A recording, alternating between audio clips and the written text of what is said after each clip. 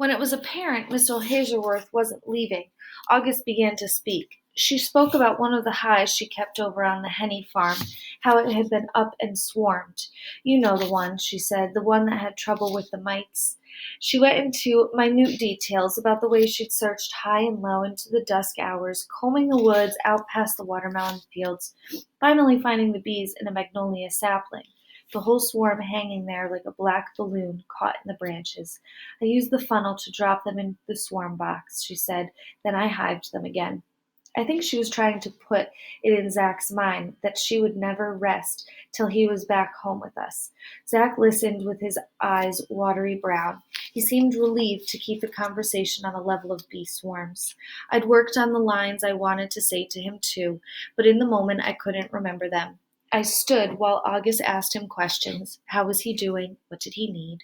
I watched him, filled with tenderness and ache, wondering what it was that connected us. Was it the wounded places down inside people that sought each other out, that bred the kind of love between them? When Mr. Hazelworth said, "Time's up, let's go," Zach cast his eyes in my direction. A vein stuck right above his temple. I watched in quiver, the blood pulsing through it. I wanted to say something helpful to him. We were more alike than he knew, but it seemed ridiculous to say that. I wanted to reach through the bars and touch the vein with the blood rushing through it, but it didn't do that much either.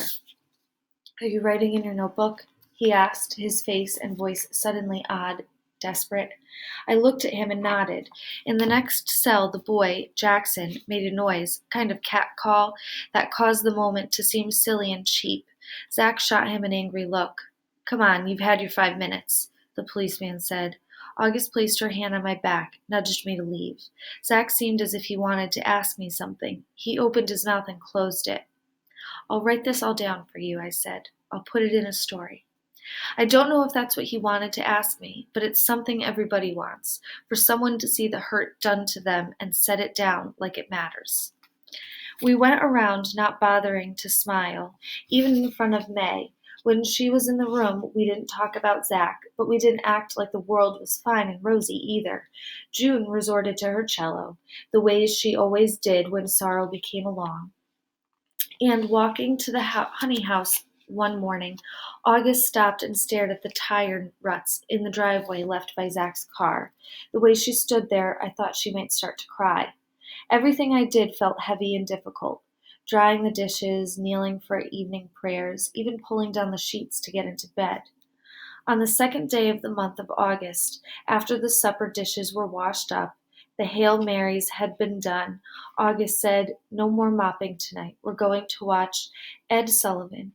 And that's what we were doing when the phone rang. To this day, August and June wonder how our lives would have been different if one of them had answered the phone instead of May.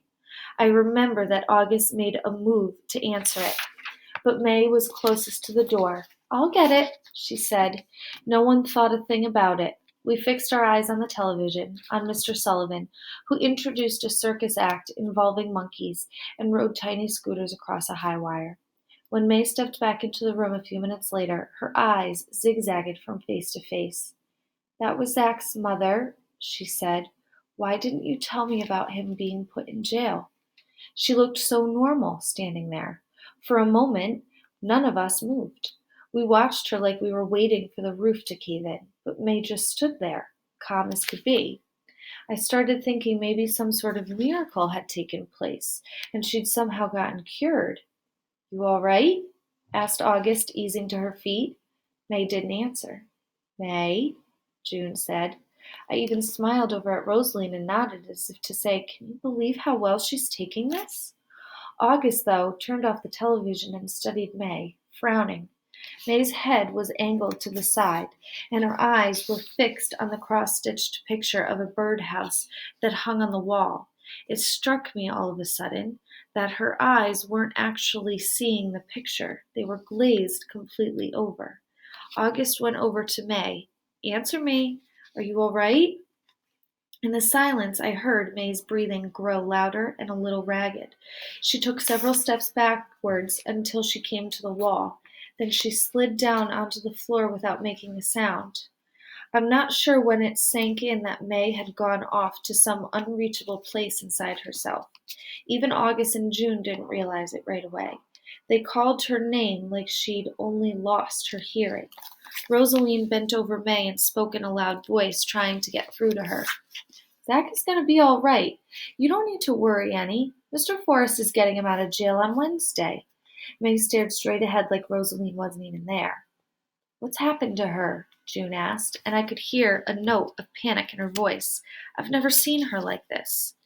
May was here, but not here.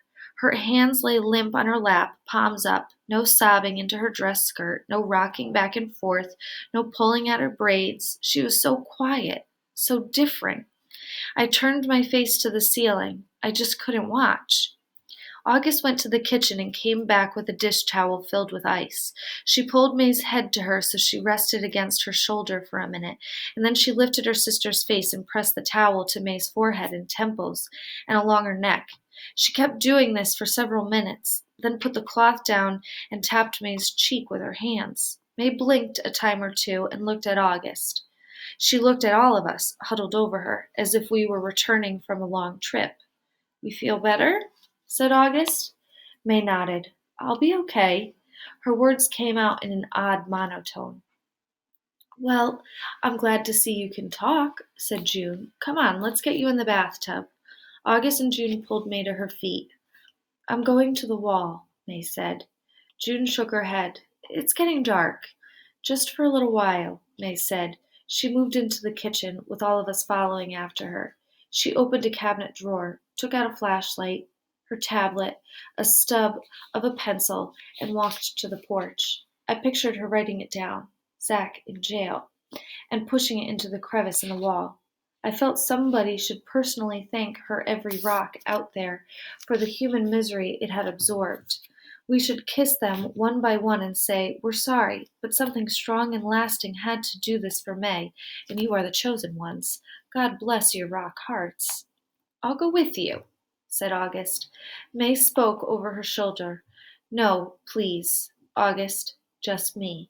August started to protest. But, just me, said May, turning to face us. Just me. We watched her go to the porch steps and move into the trees.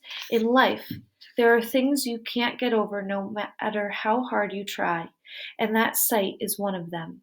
May walking into the trees with the little circle of light bobbing in front of her, then swallowed up by the darkness.